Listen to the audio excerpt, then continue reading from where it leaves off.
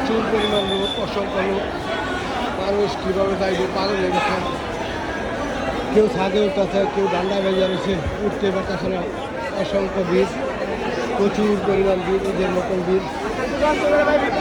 মানুষ ভিতরে ঢুকতেই পারতেছে না, খুবই ভিড়। এই গরমের মধ্যে এই কষ্ট করে কীভাবে যাইবে? এত ভিড়, বাংলাদেশ সব জায়গায় ভিড়। কী অবস্থা! মানুষ, এই যে মহিলার আখারা এই ডান্ডায় দাঁড়ায় রয়েছে, এক সুতা পরিমাণ জায়গা নাই, ভিতরে এক সুতা পরিমাণ জায়গা নাই, এত ভিড়। এই যে আরো কত লোক দাঁড়ায় রয়েছে ভিতরে ঢুকার লেগে, কেমনে ঢুকবো? অসংখ্য লোক, ওরে আল্লাহ রে, এই লোক কীভাবে যাইব? এত লোক, প্রচুর পরিমাণ লোক, অনেক অনেক ভিড় মানুষ।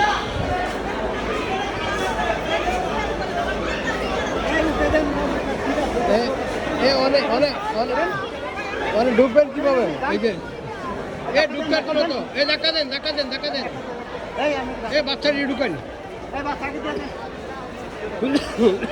কি অবস্থা দেশের পরিস্থিতি! এই গরমের মধ্যে এই কষ্ট করে মানুষ, আল্লাহ, সবাই কষ্ট করে, প্রচুর লোকজন, সবাই বাড়িতে যাবে।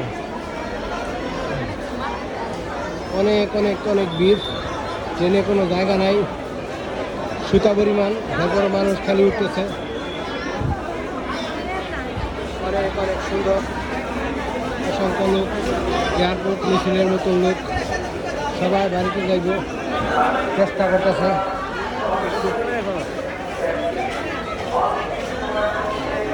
প্রচুর ভিড়।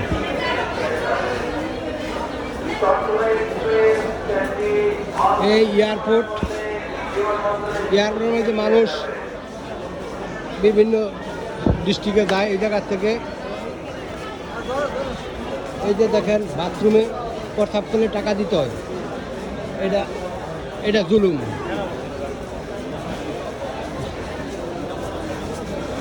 এয়ারপোর্টের মধ্যে মানুষ প্রস্রাব পায়খানা করবো, ওই জায়গায় যদি টাকা দিতে হয়, তাহলে বাংলাদেশ আর কোন জায়গা? মানুষ কীভাবে মানুষ স্বস্তি পাইব? সব জায়গায় টাকা দিতে হয়, বাংলাদেশে টাকা ছাড়া কোনো কিছুই নাই। সব জায়গায় খাওয়া কোনো জিনিসই নেই, ফ্রি। এয়ারপোর্ট বিভিন্ন ডিস্ট্রিক্টে মানুষ যাইবে, ওই জায়গায় যদি কি প্রস্রাব পায়খানা করে, এখানেও টাকা দিতে হয়, তাইলে জাতির দুর্ভাগ্য ছাড়া আর কিছুই নেই।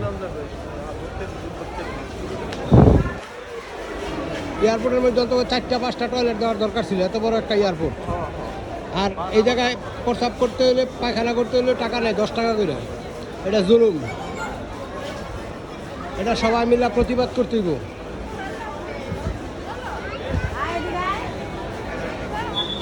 এই এরা সিন্ডিকেট করে এই জুলুম করতেছে জনগণের কাছ থেকে, যারা যাত্রী এদের কাছ থেকে।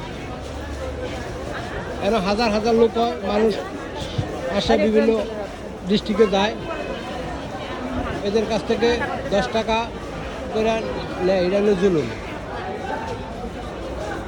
এয়ারপোর্ট